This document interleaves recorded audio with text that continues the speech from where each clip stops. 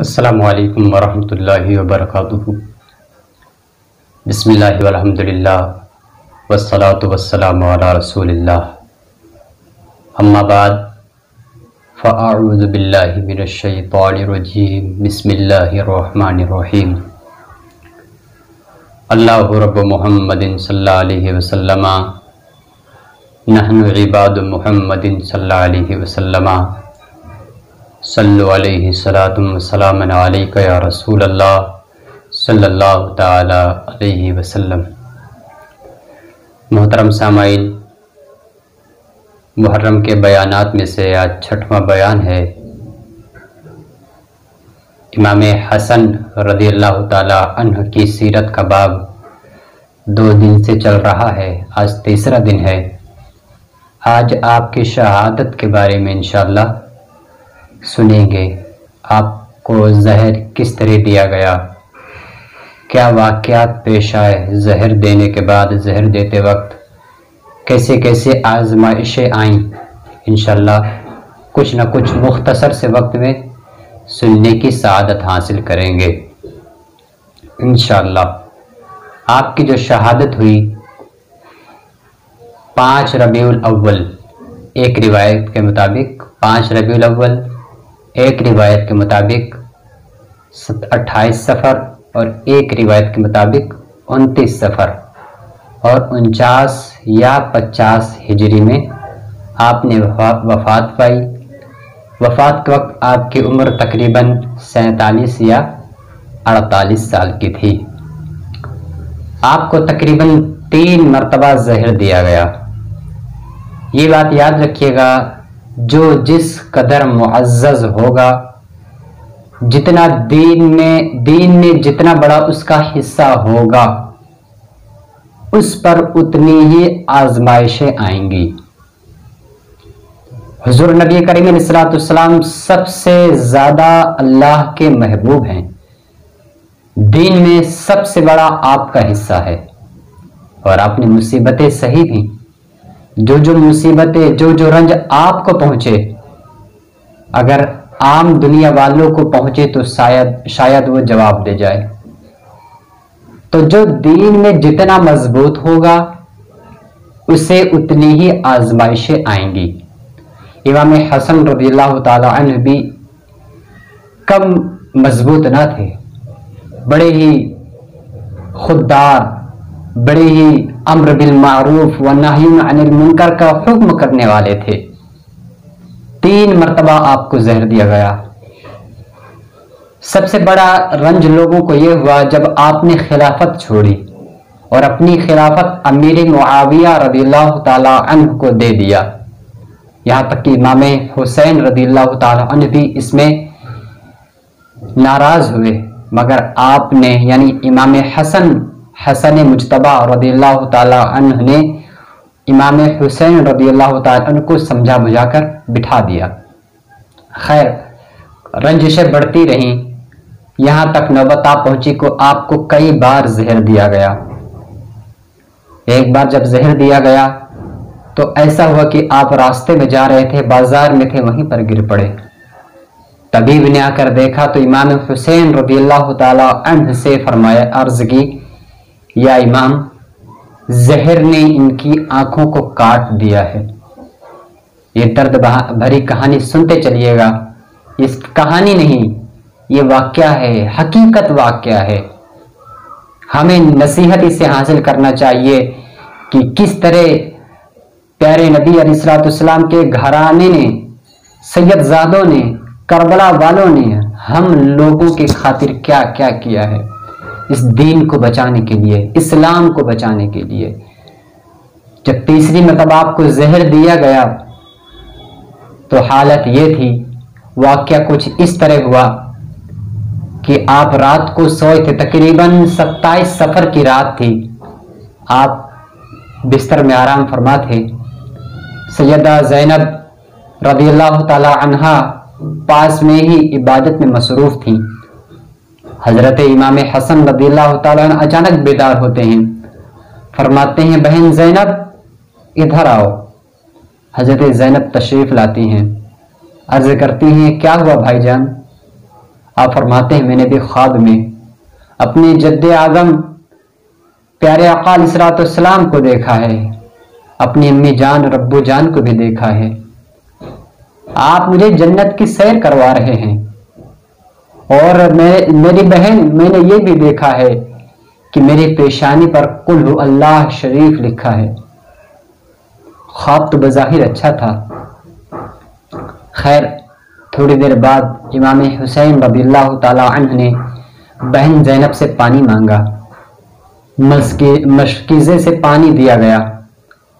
وہ مشکیزے میں کسی بدبخت نے الماس یعنی ہیرا پیس کر ڈال دیا تھا۔ وہ زہر تھا، خطرناک زہر تھا، اور ایسا زہر تھا جو آنتوں کے، جگر کے، دل کے ٹکڑے ٹکڑے کر دیتا تھا۔ آپ کی مشکیزے میں ڈال دیا گیا، یعنی پانی پینے کا جو آلہ ہوتا ہے اس میں ڈال دیا گیا تھا۔ حضرت زینب رضی اللہ تعالی عنہا نے آپ کو پانی نکال کر دیا، آپ نے پانی پیا۔ تھوڑی دیر بعد تکلیف بڑھنے لگی، بڑھتی رہی، لوگوں کا ہجوم اکٹھا ہونے لگا۔ ایسی تکلیف بڑھی اور اتنا درد ہوا کہ آپ کو الٹیاں آنے لگیں، قے آنے لگی، وامٹ آنے لگی، اور یہ ہوا کہ اندر کی جو آنتیں تھی، جگر تھے، اس کے ٹکڑے ہو کے گر رہے تھے۔ اللہ اکبر، وارے صبر امام۔ کتابوں میں لکھا ہے، بعض نے کہا کہ آپ کے جگر کے 70 ٹکڑے ہوئے، بعض نے کہا کہ 80 ٹکڑے ہوئے، بعض نے کہا کہ آپ کے آنتوں کے اور جگر کے 100 سے زائد ٹکڑے ہوئے۔ آپ فرمایا کرتے تھے، ہائے بہت تکلیف ہو رہی ہے، میرے پیٹ کا اوپری حصہ پورا خالی ہو گیا ہے۔ سب جمع ہو رہے ہیں، امام حسین رضی اللہ تعالیٰ عنہ کی تشریف لاتے ہیں۔ امام حسین رضی اللہ تعالیٰ عنہ کو وصیت فرما رہے امام حسن، اے میرے چھوٹے بھائی، مجھے نانا کے قدموں میں دفن کرنا، بہت تکلیف ہو رہی ہے۔ آپ تھوڑی دیر کے لیے مسکراتے ہیں، اتنی تکلیف میں بھی آپ مسکراتے ہیں اور امام حسن کا ہاتھ تھامتے ہیں، کچھ وصیتیں کرتے ہیں۔ پھر دھیرے دھیرے لوگ جانے لگتے ہیں، حتیٰ کہ سب چلے جاتے ہیں۔ آخری میں آپ کی بیوی ام فروا اور آپ کے سب سے بڑے شہزادے حضرت قاسم صرف رہ جاتے ہیں۔ حضرت قاسم بہت خوبصورت تھے، اس وقت آپ کی عمر صرف اور صرف 7 سال رہتی ہے۔ آپ ام فروا سے کہتے ہیں، اے میری بیوی، اے میری محترمہ، یہ میرے بازو میں تعویذ بندھا ہے، اس کو کھولو۔ ام فروا تعویذ کھولتی ہیں۔ آپ حضرت قاسم کو بلاتے ہیں جن کی عمر صرف 7 سال ہے، ان کو بلا کر اپنے ہاتھ سے تعویذ باندھ دیتے ہیں اور کہتے ہیں کہ اے قاسم، ایک وقت ایسا آئے گا کہ تم بہت بڑی مصیبت میں گرفتار ہوگے۔ یہ دیکھیے اللہ والے ہیں، موت کا وقت بھی ہے مگر تب بھی علم غیب بتا رہے ہیں کہ ایک وقت آئے گا میرے بیٹے کہ تم پر بہت بڑی مصیبت آئے گی، اس وقت اس تعویذ کو کھول کر دیکھنا۔ پھر امام حسن رضی اللہ تعالی عنہ نے پھر امام حسین کو بلوایا اور کچھ وصیتیں کی، کچھ کہا اور کہا میرے بھائی، میں تو ایسی مخلوق آج دیکھ رہا ہوں، آج کیا پہلے میں نے کبھی نہیں دیکھا۔ تھوڑی دیر بعد آپ کا انتقال پرملال ہو جاتا ہے۔ انا للہ و انا الیہ راجعون۔ حضرت امام حسین رضی اللہ تعالی عنہ حضرت عائشہ صدیقہ رضی اللہ تعالی عنہا کے پاس تشریف لاتے ہیں، عرض کرتے ہیں، نانی جان، میرے بڑے بھائی نے نانا جان کے قدموں میں لیٹنے کی تمنا ظاہر کی ہے۔ آپ کیا دیکھتے ہیں، امام حسین کیا دیکھتے ہیں کہ حضرت عائشہ صدیقہ اپنے دوپٹے سے اپنے چہروں کو چھپائے بیٹھی رو رہی ہیں۔ عرض کرتے ہیں، نانی جان، میں آپ سے اپنے بڑے بھائی کے لیے آپ کے حجرے میں جگہ مانگنے آیا ہوں۔ آپ اور رونے لگتی ہیں، فرماتی حسین، مجھے وہ دن یاد ہے جب امام حسن چھوٹے تھے، میرے آقا تشریف فرما تھے، بیٹھے ہوئے تھے، امام حسن کا ہاتھ پکڑتے ہیں، کھڑا کر لیتے ہیں اور اکڑ جیسے بیٹھ جاتے ہیں اور فرماتے ہیں امام اے حسین اور اوپر چڑھو۔ امام حسن پنجوں میں آتے ہیں، پیارے آقا فرماتے ہیں حسن اور اوپر چڑھو۔ امام حسن گھٹنوں میں آتے ہیں، پیارے آقا فرماتے ہیں حسن اور اوپر چڑھو۔ حسن حضور کے سینے میں آ جاتے ہیں۔ اب حضور نبی کریم علیہ السلام امام حسن کا جو لب تھا، امام حسن کے جو ہونٹ تھے، اس طرح چومنے لگے، اس طرح چوسنے لگے جیسے کوئی کھجور کو چوستا ہے۔ اللہ اکبر۔ حضرت عائشہ صدیقہ یہ فرما رہی ہیں اور رونے لگتی ہیں۔ امام حسین فرماتے ہیں اے نانی جان، میں اسی بھائی کے لیے آپ کے حجرے میں جگہ مانگنے آیا ہوں، اپنے نانا کے قدموں میں اپنے بڑے بھائی کو دفن کرنا چاہتا ہوں۔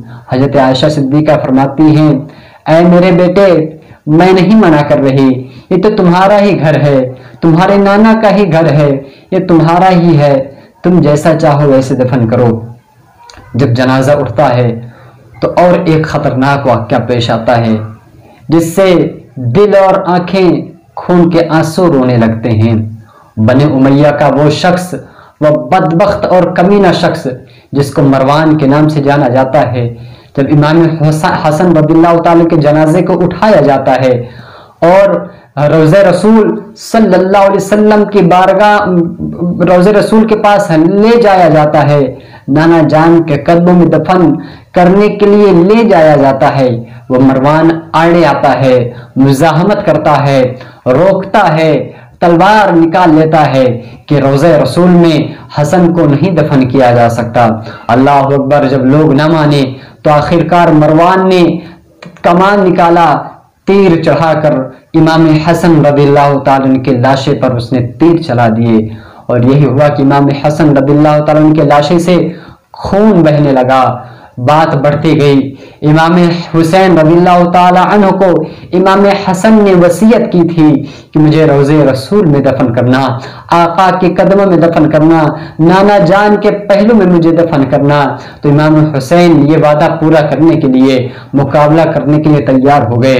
اتنے میں حضرت ابو ہریرہ تشریف لاتے ہیں، جلیل القدر صحابی ہیں، جلیل القدر صحابی ہیں، تشریف لاتے ہیں، فرماتے ہیں یہ کیا ظلم ہو رہا ہے؟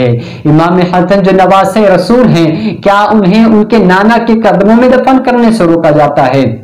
مگر بات بڑھتی جاتی ہے، مروان نہیں مانتا، یہاں تک کہ مزاحمت کرتا ہی جاتا ہے۔ جلیل القدر صحابی تشریف لاتے ہیں اور اجلہ صحابہ تشریف لاتے ہیں، مشورہ ہوتا ہے۔ امام حسن رضی اللہ تعالی عنہ نے یہ بھی وصیت کی تھی کہ اگر کوئی مزاحمت کرے، اگر کوئی خوریزی پر اتر آئے، یہ بھی دیکھیے موت سے پہلے، موت کے بعد ہونے والے واقعات کی نشاندہی بھی امام حسن فرما رہے ہیں کہ اے میرے بھائی، اگر کوئی مزاحمت کرے، کوئی خوریزی پر اتر آئے تو پھر نانا کے قدموں میں نہ دفن کرنا، مجھے امی جان کے پہلو میں جا کے بقیع المرقد میں جو عام مسلمانوں کا قبرستان ہے وہاں جا کے دفن کر دینا۔ صحابہ نے امام حسین رضی اللہ تعالی عنہ سے یہ بات کہی، امام حسین رضی اللہ تعالی عنہ کا غصہ ٹھنڈا ہوا، کیونکہ یہ بھی وصیت تھی امام حسن رضی اللہ تعالی عنہ کی۔ تو امام حسین رضی اللہ تعالی عنہ نے امام حسن کا جنازہ لے کر وہاں چل دیے۔ آخرکار پتہ ہے آپ کو جنازے میں کتنے لوگ تھے؟ کتابوں میں لکھا ہے کہ مدینہ شریف میں ایسے جنازے بہت کم دیکھے جاتے تھے، اور بقیع المرقد میں جو جنت البقیع تھا اس میں گھسنے تک کی جگہ نہ تھی، یہاں تک کہ کتابوں میں لکھا ہے کہ اگر کوئی سوئی پھینکتا تو وہ زمین میں نہ گرتی بلکہ کسی نہ کسی مسلمان کے سر میں یا بدن میں گرتی، اتنا ازدحام تھا آپ کے جنازے میں۔ یہ امام حسن رضی اللہ تعالیٰ کا جنازہ تھا۔ امام حسن رضی اللہ تعالیٰ کے جنازے کے بعد مدینے کی گلیوں میں وہ قیامت برپا ہوئی کہ تاریخ گواہ ہے، کسی روایت میں ہے کہ 1 مہینے تک، کسی میں ہے کہ بنو ہاشم کی عورتیں 1 سال تک نوحہ کرتی رہیں۔ حضرت ابو ہریرہ جو جلیل القدر صحابی ہیں، مسجد نبوی میں چلا چلا کر فرماتے تھے آج اللہ کے محبوب کا جو سب سے زیادہ محبوب پیارا جو شہزادہ تھا वो चला गया। ऐ लोगों रो, आज रोने का दिन है। महबूब खुदा सल्लल्लाहु अलैहि वसल्लम का महबूब आज दुनिया से चला गया। और यही हुआ कि मदीने की गलियों में सन्नाटा पड़ा था, बाजारें बंद थी, घर से रोने की आवाजें आ रही थी। क्या बूढ़ा, क्या बच्चा, क्या जवान, क्या औरतें, क्या मर्द, सब ये एक साथ रो रहे हैं। इमाम हुसैन रदियल्लाहु ताला अन्हु की शहादत का गम मना रहे हैं। और पता है आपको, जब इमाम हसन रदियल्लाहु ताला अन्हु इमाम हुसैन को बुलाए थे तो एक बात और हुई थी। आपने इमाम हसन रदियल्लाहु ताला अन्हु ने इमाम हुसैन से फरमाया, ऐ हुसैन, ऐ मेरे छोटे भाई, मेरा चेहरा कैसा है? आपने फरमाया, भाईजान आपका चेहरा हरा हो गया है, आपका चेहरा बिल्कुल सब्ज हो गया है। आपने फरमाया, ऐ मेरे छोटे भाई, आज हुजूर की मेराज वाली हदीस पूरी हो रही है। इमाम हुसैन ने फरमाया, ए भाईजान कौन सी मेराज वाली हदीस? लोगों ने पूछा, कौन सी मेराज वाली हदीस? आपने फरमाया, जब हमारे जद्दे आदम यानी हमारे आका मदीने वाले मुस्तफ़ा सल्लल्लाहु ताला अलैहि वसल्लम मेराज में तशरीफ ले गए थे, जन्नत की सैर कर रहे थे। आप जब आने लगे तो रिजवाने जन्नत, खाजिने जन्नत हजरत रिजवान अलैहिस्सलाम ने फरमाया, या नबी अल्लाह, अपने शहजादों के घर भी तो देखते जाइए। वो महल, वो घर जिनसे पूरी जन्नत का हुस्न दोबाला हो जाता है और खूबसूरत हो जाता है। इमाम हजरत रिजवान अलैहिस्सलाम ने प्यारे आका अलैहिस्सलाम को दो महल दिखाए। एक सब्ज था, एक सुर्ख था, यानी एक हरा था, एक लाल था, एक रेड कलर का था, एक ग्रीन कलर का था। हजरत रिजवान अलैहिस्सलाम ने फरमाया, ये आपके शहजादों के घर है। हुजूर नबी करीम अलैहिस्सलाम ने हजरत रिजवान से फरमाया, ए रिजवान, ए खाजिने जन्नत, क्या माजरा है? ये किसका हरा है, किसका लाल है? इतना सुनना था। हजरत रिजवान अलैहिस्सलाम हाथ बांधकर नजरें झुका के खड़े हो जाते हैं, रोने लगते हैं, हिम्मत नहीं होती, बताने की ताकत नहीं रहती। अर्ज करते हैं, आका मेरी ज़बान में इतनी हिम्मत और ताकत नहीं है, इतनी वसाअत नहीं है कि मैं वो माजरा आपको बयान कर सकूं। हजरत जिब्रील अलैहिस्सलाम हाजिर हो जाते हैं, अर्ज करते हैं, या रसूलल्लाह, इसके अंदर इतनी ताकत नहीं कि वो क्या बयान कर सके, ऐसा गमगीन वाकया की है। हजरत जिब्रील फरमाते हैं, ये जो हरा है ये हजरत इमाम हसन रदियल्लाहु ताला अन्हु की निस्बत से हरा है, क्योंकि आपके बड़े शहजादे इमाम हसन को जहर दिया जाएगा, जिसकी वजह से पूरा जिस्म हरा हो जाएगा, पूरा जिस्म ग्रीन हो जाएगा, पूरा जिस्म सब्ज हो जाएगा। और जो लाल महल है वो आपके छोटे शहजादे इमाम हुसैन रदियल्लाहु ताला अन्हु की निस्बत से है, क्योंकि करबला में इमाम हुसैन को जब शहीद किया जाएगा तो आपका पूरा जिस्म सुर्ख हो जाएगा, खून से लाल हो जाएगा। उसी निस्बत से ये जो महल है उन दोनों शहजादों के हैं। अल्लाह अल्लाह, मैं आपको बताना चाहता हूँ मुसलमानों, वो जन्नत में कोई कभी रोता नहीं है, जन्नत में रोना नहीं है, मगर अहले बैत की मोहब्बत देखिए, अहले बैत की कुर्बानियां ऐसी हैं कि जो खाजिने जन्नत हैं वो भी तज़किरा करते हैं तो रोने लगते हैं। हमें भी चाहिए प्यारे भाइयों, हम भी अहले बैत से खूब मोहब्बत करें, इनकी कुर्बानियों पर गौर करें कि कैसी कैसी इन्होंने कुर्बानियां दी हैं, किस लिए?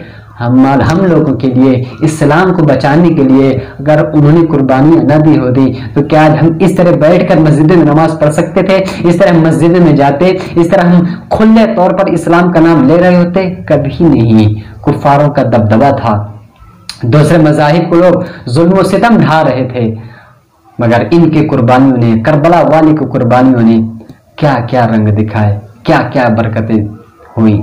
अल्लाह पाक हमें करबला वालों की निस्बत से बेहिसाब बख्शिश फरमाए।